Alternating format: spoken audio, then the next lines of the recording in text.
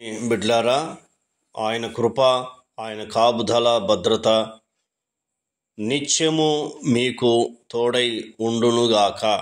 Amen, amen. ఆయన మీ కష్టార్జితాన్ని దీవించి ఆశీర్వదించునుగాక. ప్రతి కీడు అపాయాన్ని తప్పించునుగాక. ఆమెన్. దేవుని వాక్యాన్ని చదువుకుందాం.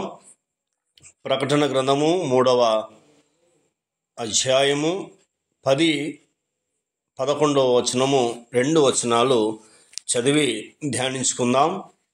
అపొస్తలుడైన యోహాను ద్వారా దేవుడు రాయించిన ఈ మాటలు అద్భుతమైన మాటలు, జీవముతోనూ శక్తితో కూడిన మాటలు మనకిక్కడ కనబడతా ఉన్నాయి.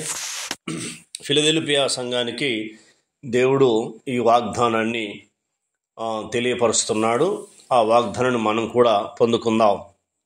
నీవు నా ఓర్పు విషయమైన వాక్యమును గైకొంటివి గనుక భూనివాసులను శోధించుటకు లోకమంతటి మీదికి రాబోవు శోధన కాలములో నేను నిన్ను కాపాడేదను.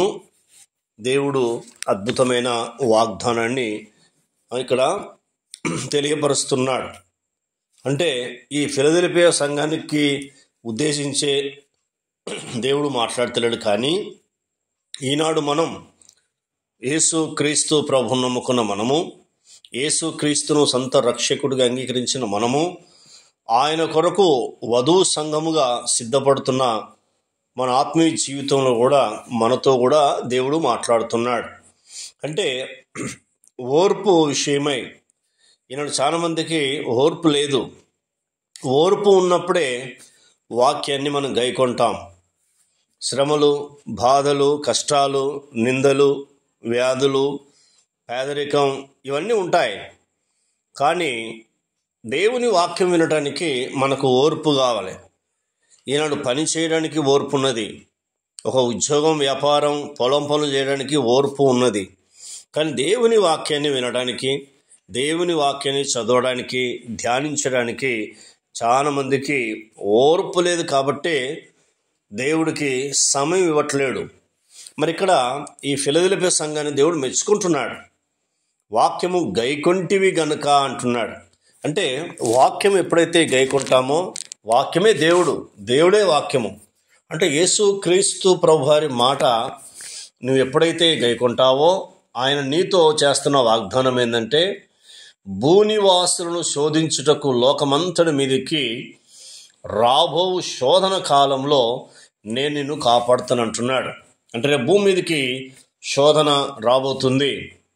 ఇప్పుడు కొద్దిమందికే శోధనలు వస్తున్నాయి, కొద్దిమంది శోధనలు మొగనే కొందరికి వస్తున్నాయి. కానీ అప్పుడు యేసుక్రీస్తు రాకడలో భూమి అంతటా, ప్రపంచమంతటా ఎంతమంది ప్రజలు ఉన్నారో వారందరికీ శోధన కాలం ఒకటి రాబోతుంది. ఆ కాలము మనము తప్పించబడాలి. ఆ కాలము మనకు విడుదల పొందాలంటే దేవుని వాగ్దానాన్ని ఎత్తిపట్టి ప్రార్థన చేయమంటున్నాడు. రాబో శోధన కాలంలో నేను నిన్ను కాపాడదను. చూసారా, దేవుడు కాపాడుతాడని బైబిల్ చెప్తా ఉంది.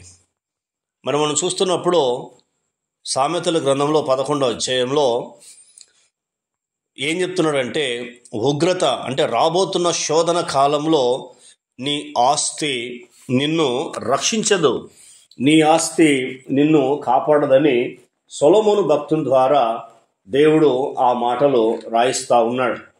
కొన్నిసార్లు చూస్తే అది నిజమే మనకు అనిపిస్తాయి. ఎందుకు అంటే ఆస్తి శోధన కాలంలో మనం తప్పించబడలేమని రాస్తున్నాడు. సామెతల గ్రంథం 11వ అధ్యాయము 4వ వచనము ఈ రీతిగా రాస్తా ఉన్నాడు మహాజ్ఞాని అయిన సొలొమోను.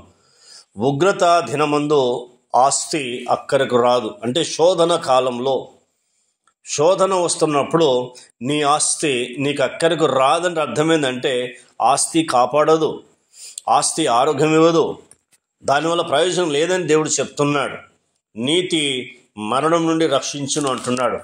నీతి అనగా ఏంటంటే యేసుక్రీస్తు ప్రభువారి నీతి. ఎప్పుడైతే నీతిని సంపాదించుకుంటావో, నీతి కలిగి ఉంటావో మరణం నుండి రక్షించబడతావు. ఈ శోధనలు, ఈ బాధలు, ఈ కష్టాల నుంచి దేవుడు మనల్ని రక్షించే దేవుడని పరిశుద్ధమైన గ్రంథం చెప్తా ఉంది. అందుకే పెద్దలు అంటారు, నీకు నీతి లేదు, నీకెంత సహాయం చేశాను కాబట్టి నువ్వు మర్చిపోతున్నావు అని కొందరు హెచ్చరిస్తూ ఉంటారు. నిజమే, నీతి మరిచంటే సహాయము పొంది ఆ సహాయాన్ని మరిచిపోయే వారందరూ నీతి లేని వారని పరిశుద్ధమైన గ్రంథం చెప్తా ఉంది. కాబట్టి నీతి మనల్ని ఏం చేస్తుందంటే మరణం నుండి రక్షిస్తుంది. మరణం అనగా నరకం నుండి రక్షిస్తున్నాడు. ఆయన్నే ప్రభువైన యేసుక్రీస్తు ప్రభువారు.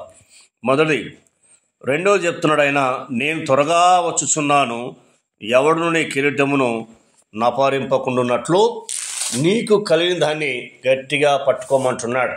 అంటే దేవుడు రాబోతున్న కాలంలో నేను త్వరగా వస్తున్నానని వాగ్దానం చేస్తున్నాడు. ఆ వాగ్దానం చేసి ఏమంటున్నాడు అంటే నీకు కలిగింది గట్టిగా పట్టుకోమని అంటున్నాడు. మరి అపోస్తలుడైన పౌలు తన కుమారుడైన ప్రియ కుమారుడైన తిమోతికి రాస్తా ఉన్నాడు. 2వ పత్రిక 4వ అధ్యాయం 8వ వచనం రాస్తూ మాట్లాడుతున్నాడు. ఏమని మాట్లాడుతున్నాడు అంటే, నా పరుగు కడముట్టించిదని విశ్వాసాన్ని కాపాడుకొంటిని అన్నాడు. ఇప్పుడు నేను కాపాడుకోవాల్సింది ఆస్తి కాదు, 100 ఎకరాల పొలాలు కాదు, డబ్బు వెండి బంగారం కాదు. కాపాడుకున్నదంటే విశ్వాసాన్ని కాపాడుకోమని బైబిల్ చెప్తా ఉంది. ఎందుకంటే ఆ విశ్వాసమే మనల్ని ఈ లోకంలో శోధనలు జయించే కృపను దేవుడు ఇస్తాడు, తర్వాత పరలోకానికి నడిపిస్తాడు. కాబట్టి నువ్వు ఏం కాపాడుకుంటున్నావు? విశ్వాసాన్ని కాపాడుకుంటున్నావా? మరి విశ్వాసాన్ని కాపాడుకోవాలంటే దేవుని మాటలు గైకొనడానికి ఇష్టపడాలి. ఈ ఫిలదెల్ఫియా సంఘంతో దేవుడు మాట్లాడుతున్నాడు, మాట్లాడి కాపాడుతానన్నాడు. తర్వాత ఏం చెప్తున్నాడంటే, ఎవడు నీ కిరీటము నపరింపకున్నట్లు నీకు కలిగిందాన్ని గట్టిగా పట్టుకోమంటున్నాడు. మరొకసారి మనం పరీక్షించుకుందాం, ఆలోచించుకుందాం. ఈ ఫిలదెల్ఫియా సంఘంలాగా మనం ఉందాం, తీర్మానం చేసుకుందాం. రాబోతున్న శోధన కాలంలో నేను తప్పించబడాలి అంటే కంపల్సరీ యేసయ్య పాదాలు పట్టుకొని నమ్మకముగా, యథార్థముగా, భక్తి కలిగి, భయం కలిగి, ప్రార్థన జీవితం కలిగి ప్రతి ఆదివారం ఆయన మందిరంలో కనబడు. దేవుడు నిన్ను ఆశీర్వదిస్తాడు. శోధన కాలంలో దేవుడు తప్పిస్తాడు. ప్రార్థన చేసుకుందాం. దేవునికి మనం కృతజ్ఞతలు చెల్లిస్తూ ప్రార్థన చేసుకుందాం. పరిశుద్ధుడైన తండ్రి, కృపగల దేవ, యేసయ్య మీకు వందనాలు నాయన. మరి మీ వాక్యము అయ్యా మీ యొక్క దైవజనుల ద్వారా మాకు వినిపింపజేశారు తండ్రి, నీకు వందనాలు నాయన. నీ మాటలు గైకొనచ్చు మీకు ఇష్టలుగా జీవించే బిడ్డలుగా మాకు సహాయం చేయండి. శోధన కాలము రాబోతుందని మీరు సెలవిచ్చారు ప్రభా. మేము ఆ శోధన కాలంలో పడకుండా మెలకువగలిగి ఉంటూ ప్రార్థిస్తూ మీ సాక్షిగా జీవిస్తూ అయ్యా నీ బిడ్డలుగా బ్రతికే భాగ్యము అయ్యా ఎన్నికలేని మాకు ప్రసాదించమని కోరుతుంటున్నాం. లోకం వైపు చూడకుండా విశ్వాసమున కర్త అయిన మీ వైపు చూస్తూ నడుచుకొనొచ్చు మీ సాక్షులుగా జీవించే భాగ్యం మాకు ప్రసాదించమని కోరుతూ యేసు నామములో ప్రార్థిస్తున్నా తండ్రి, ఆమేన్. ఆమేన్. మన తండ్రి అయిన దేవుని ప్రేమయు, కుమారుడైన యేసుక్రీస్తు కృపయు, పరిశుద్ధాత్మ శక్తి యొక్క అన్యోన్యమైన సహవాసము, ఆదరణయు ఇప్పుడు ఎల్లప్పుడూ సదాకాలం తోడై ఉండి నడిపించునుగాక. ఆమేన్. ఆమేన్. ఆమేన్.